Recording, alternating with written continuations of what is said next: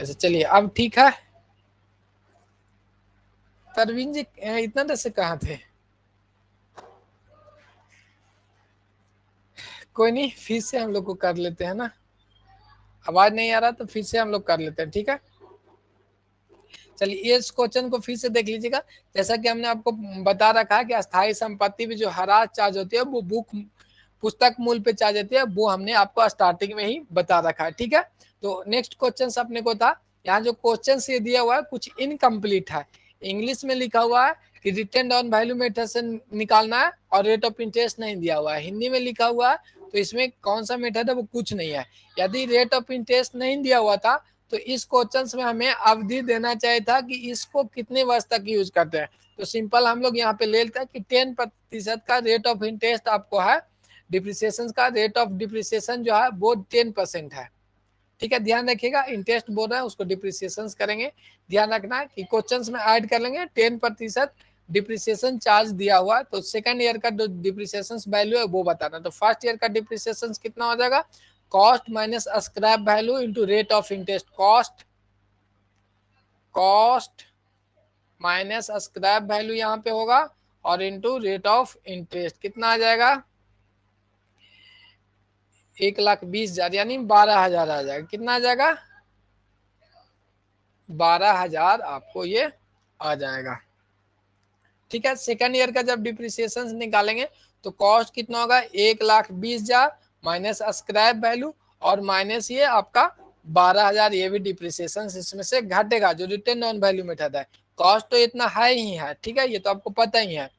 और इस पे रेट ऑफ इंटरेस्ट 10% के दर से निकालेंगे तो अब घट जाएगा आपको 20,000 माइनस 12,000 तो 1,08,000 आएगा घट के, और इंटू 1,08,000।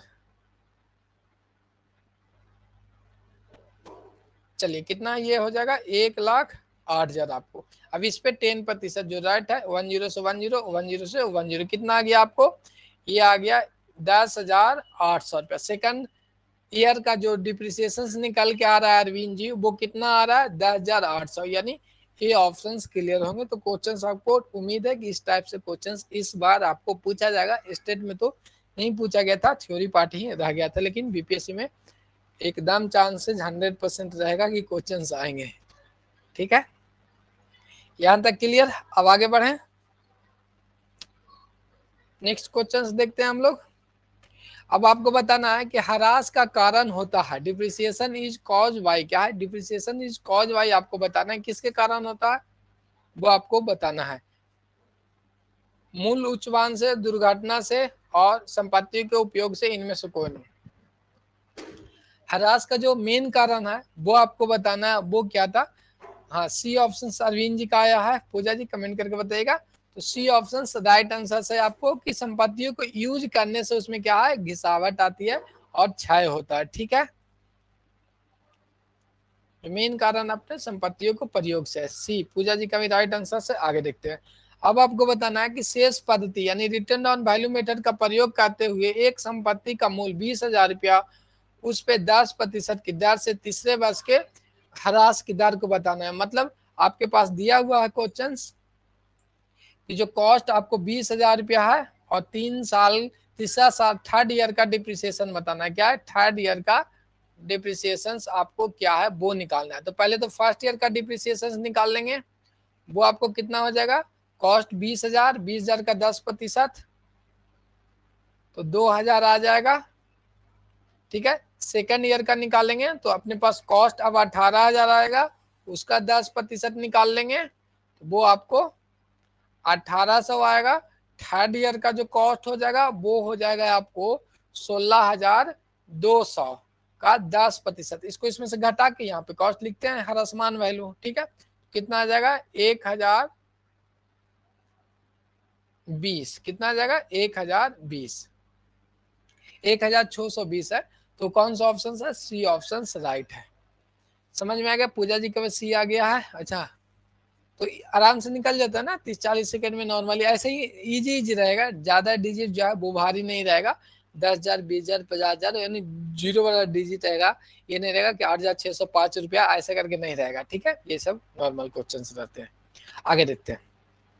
क्वेश्चन नंबर 5 आपके स्क्रीन पे है। अब आपको बताना है कि निम्नलिखित में से ह्रास की किस विधि के अंतर्गत संपत्ति की राशि शून्य हो जाती है। तो ये भी हमने आपको पढ़ा रखा कि निम्नलिखित में से ह्रास की किस विधि, औपचारिक क्वेश्चन आपको एग्जाम में पूछे हुए हैं कॉम्पिटिशन वाले, ठीक है, कॉमर्स के कॉम्पिटिशन एग्जाम में। तो अब आपको बताना है कि निम्नलिखित में से ह्रास की किस विधि के अंतर्गत संपत्ति का मान जो वैल्यू है वो शून्य होता है। फर्स्ट स्ट्रेट लाइन मेथड क्रमागत, या सेकंड डिमिनिशिंग मेथड, चलिए स्ट्रेट लाइन मेथड, घटती हुई मूल मेथड, वर्षों के अंक योग मेथड, या वार्षिक विधि के मेथड। तो जल्दी से कमेंट करके बताइए निम्नलिखित में से जो ह्रास की किस विधि के अंतर्गत आपको संपत्ति के मूल शून्य हो जाता, तो वो होता है क्रमागत, क्या कहते हैं, स्ट्रेट लाइन मेथड में ये आपको शून्य होता है, यानी हाँ ये ऑप्शन स्ट्रेट लाइन मेथड। पूजा जी का कमेंट है, बिल्कुल राइट है। नेक्स्ट हम लोग देखते हैं, यहाँ पे जो हिंदी में था ना स्ट्रेट लाइन मेथड के साथ क्रमागत लिख दिया था, ठीक है, क्रमागत स्थायी करेगा तब चलेगा। यहाँ पे देखते हैं सेकंड क्वेश्चन, 6 नंबर क्वेश्चन पे आ गए हम लोग ना। लाभ हानि खाते में प्रभार ह्रास की राशि प्रति वर्ष बदलती रहती है, वो आपको बताना है। प्रति वर्ष जो डिप्रिसिएशन का वैल्यू है वो चेंज होते रहता है, वो किस में, अस्थायी किस्ती में, फिक्स इंस्टॉलमेंट मेथड, या यूनिटी में, या डिमिनिशिंग मेथड, क्रमागत ह्रास मेथड, या बीमा पॉलिसी पद्धति में के अंतर्गत होता है। तो जल्दी से फिर से कमेंट करके बताएगा। पूजा जी आपको पूछा गया है कि जो डिप्रिसिएशन का चार्ज है वो प्रति वर्ष आपको किस में बदलता रहता है, वो आपको बताना है। तो नॉर्मली आपको पता है कि जो हाँ सी ऑप्शन अरविंद जी का इस बार आ गया सबसे पहले, डिमिनिशिंग मेथड के अंतर्गत अपने को चेंज होते रहता है। नॉर्मली थोड़ा सा चेंजिंग देखने को मिलता है, ज्यादा नहीं देखने को मिलता है, मतलब चेंज तो होता है ना। ह्रास लगाए जाते हैं चालू संपत्ति पे, अस्थायी संपत्ति पे, अदृश्य संपत्ति या दृश्य संपत्ति पे। तो जल्दी से कमेंट करके बताइएगा। पूजा जी का सी ऑप्शन आया था पिछले क्वेश्चन का। अब क्वेश्चन नंबर 7 बताएंगे कि ह्रास आपको लगाया जाता है किस पे, वो बताना है।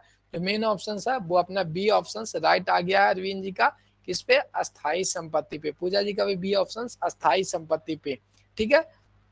आगे आते हैं, क्वेश्चन नंबर 8 आपके सामने, निम्नलिखित में से कौन सी पद्धति अवक्षय की पद्धति नहीं है। मतलब आपको बताना है कि जो अवक्षय की पद्धति किसके अंतर्गत नहीं है, कौन सी पॉलिसी है जो डिप्रिसिएशन नहीं चार्ज करता। बीमा पॉलिसी पद्धति, हाशियत प्रतिपद पद्धति, वार्षिक इकाई जोड़ पद्धति, और प्रतिस्थापना लागत पद्धति। जो कल हमने 10 डिप्रिसिएशन का मेथड का बताया था वो आपको याद होना चाहिए था, तब इस क्वेश्चन को बना सकते हैं। तो ये जो बी ऑप्शन है वो आपको हासिल प्रतिफल पद्धति कोई नहीं है अवक्षय पद्धति को लगाने का, ठीक है। तो बी ऑप्शन हो जाएंगे, क्लियर है। इसीलिए बोले थे कि मेथड का नाम 1-2 बार देख लीजिएगा तो याद हो जाएगा। कोई नहीं, आगे देखते हैं। क्वेश्चन नंबर 9 देखेंगे हम लोग कि एक संपत्ति का मूल लागत 4,15,000 रुपया, संपत्ति का उपयोगिता जीवन काल 20,000 रुपया, शुद्ध अवशेष वैल्यू 65,000 रुपया, अनुमानित तो प्रत्येक वर्ष का ह्रास की राशि आपको बताना है। तो यानी स्ट्रेट लाइन मेथड इसको मान लेंगे कि प्रत्येक वर्ष का पूछ रहा है और डिप्रिसिएशन अपने को है नहीं, कुछ नहीं बोला, तो स्ट्रेट लाइन मेथड से निकालना है। अब आपके सामने क्वेश्चन दिया हुआ था, तो नॉर्मली आपको पता है कि ह्रास निकालने के लिए क्या करते हैं, कॉस्ट माइनस स्क्रैप वैल्यू माने years of estimated years of संपत्ति, हम लोग करते हैं ना जी, ठीक है। तो स्क्रैप माइनस ह्रास वैल्यू कितना था, कॉस्ट आपको 4,15,000 माइनस स्क्रैप वैल्यू आपको दिया हुआ 65,000 और एस्टिमेटेड ईयर आपको 20 बरस, ठीक है। तो यहाँ से घटाएंगे 5, 10 और 3,50,000 बटा 20, 10 से 10 और 1,2,5 कितना 17,500 रुपया आ रहा है। बी ऑप्शन आ गया, परवीन जी अरविंद जी सबका बी ऑप्शन बिल्कुल राइट आंसर है, बी ऑप्शन 17,500 रुपया। तो इस तरह से अपने को ह्रास निकाल लेते थे, ये ह्रास का मान है। यदि इसको रेट निकालने का था तो 17,500 बटा कॉस्ट और इंटू 100 करके वो भी हम लोग निकाल लेते थे रेट को भी, ठीक है। क्वेश्चन नंबर 10 अब देखेंगे हम लोग। कोई परिसंपत्ति 50,000 रुपए की खरीदी गई है जिसपे प्रतिवर्ष सीधी रेखा विधि से मूल्य ह्रास लगाया जाता है, परिसंपत्ति का उपयोगी जीवन काल 10 वर्ष है, उसके अवशिष्ट मूल्य 10,000 रुपया, तो ह्रास की दर क्या होगा वो आपको बताना था। अब इसमें ह्रास की दर पूछ दिया गया है, तो सिंपल पहले हम लोग ह्रास निकालेंगे, यानी ह्रास वार्षिक ह्रास कितना होगा, तो जो भी कॉस्ट है, कॉस्ट माइनस स्क्रैप वैल्यू और बटे ईयर जो भी एस्टिमेटेड एज है, तो ये आ जाएगा 4000 रुपया। कितना आ गया, 4000 रुपया। अब रेट आपको पूछ दिया गया है, तो रेट 4000 गुना 10, 10 से 10 अच्छा 10 नहीं कटेगा ना, 20 कैसे काट दीजिए नीचे से, अच्छा 20 तो कट ही जाएगा, हाँ बिल्कुल कट जाएगा, 20 से 20, 10 से 10, 10 से 10। अब यहाँ से आ जाएगा 10। अच्छा यहाँ पे हमने, अच्छा सॉरी यहाँ पे देखिएगा मिस्टेक हो गया, जो वार्षिक ह्रास हमने निकाला वो 40,000 रुपया क्या है, वार्षिक ह्रास तो ये निकल के आ गया 40,000 रुपया। ह्रास की दर निकालना है, तो आपको निकालना था ह्रास की दर निकालना है, ठीक है, ह्रास बटे कॉस्ट जो भी लागत है इंटू 100, ठीक है। तो ह्रास का मान कितना आता है, 40,000।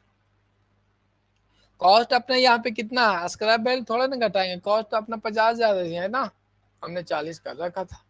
50 इंटू 100, 10 से 10, 10 से 10 और 20 से ऊपर से 20, 8 बच्चे को 40, ठीक है, 20 ये कट गया था, तो कितना आएगा 8%। जो ऑप्शन होगा डी होगा, ना कि सी होगा। पीछे जो हमने किया वो आपको देखे थे कि स्क्रैप वैल्यू घटा के नहीं करना है, क्योंकि वो कॉस्ट आपको नीचे रखनी है, ठीक है। तो उम्मीद है कि ये सब पॉइंट आपको क्लियर हो गया होगा। जो ऑप्शन है डी ऑप्शन इज राइट।